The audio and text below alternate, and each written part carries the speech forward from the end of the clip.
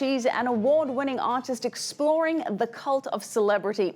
Alison Jackson's photography has garnered both praise and condemnation, and among those now taking notice, President Donald Trump. Our culture correspondent Maya Margit caught up with Jackson during her first visit to Israel. Fake news, alternative facts. In the era of reality TV and social media hoaxes, where does the truth lie? This is not US President Donald Trump. And this is not Kate Middleton. Everyone in Alison Jackson's photographs are actors, celebrity lookalikes, intended to look like the real thing, and seen in compromising situations. Both in the UK and across the globe, Jackson has made a name for herself with her provocative art. According to Jackson, imagery allows people to tell lies. We sat down with her to discuss all this and more, including her new self-published book, titled Private. Photography and imagery is extremely seductive. It's a medium that makes you want to believe you're looking at something truthful. It's difficult to distinguish what's real and what's not now, because you're dealing with a copy, a reproduction of the real thing. The copy is the photograph. At the same time, I feel like your work adds to that confusion of the difficulty of distinguishing between what's real and what's fake. What do you think about that? The thing is that I'm raising questions about fake news. I'm raising questions about why and how can we possibly believe anything we see in a photograph. With my photographs, they do look real. I intend them to look absolutely real, but I also intend people to realize that it is a simulation of the real. It is not a real photograph, and I make that absolutely clear. Let's talk about President Donald Trump. As someone who receives so much exposure in the media, he's kind of overexposed at this point. Is he the ideal candidate for your work? Well, Donald Trump is absolutely one ahead of traditional media.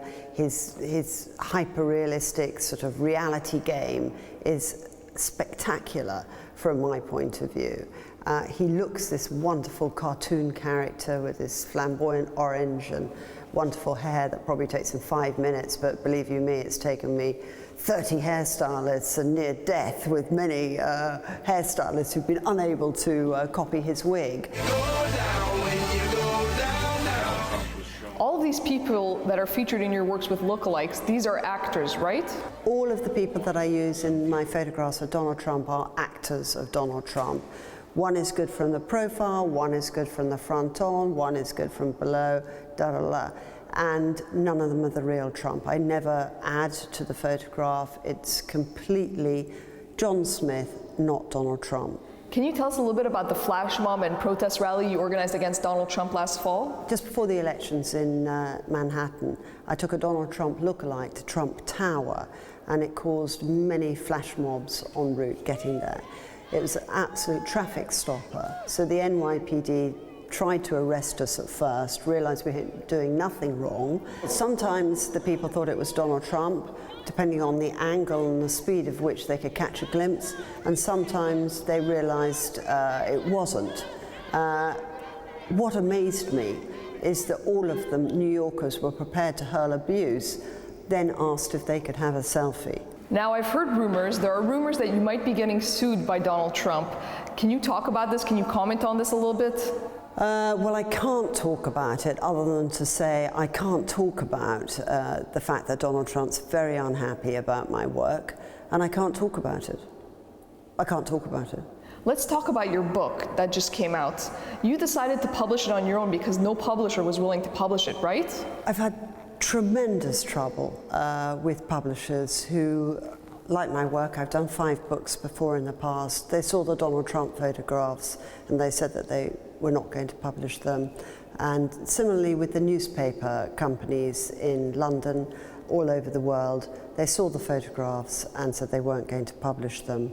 But I put a bet on the fact that Donald Trump would become president, and won lots of money, was able to make more photographs. The bet funded my work. That's really interesting, because I thought that satire and art were protected under the law. In America, I'm covered by the First Amendment. It's freedom of speech, freedom of artistic expression, and in England the laws are slightly tougher. However, it does not stop anybody suing if they feel like it.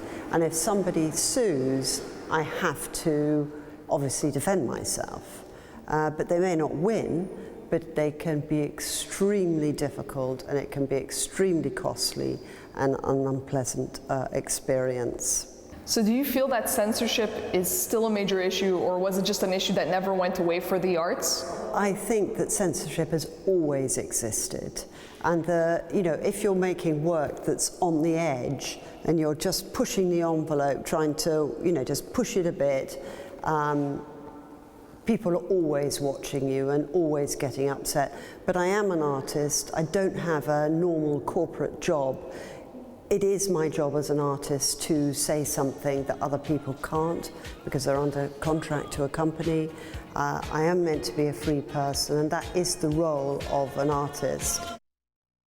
Thanks to our culture correspondent Maya Margit, and it is remarkable how much they look like those celebrities.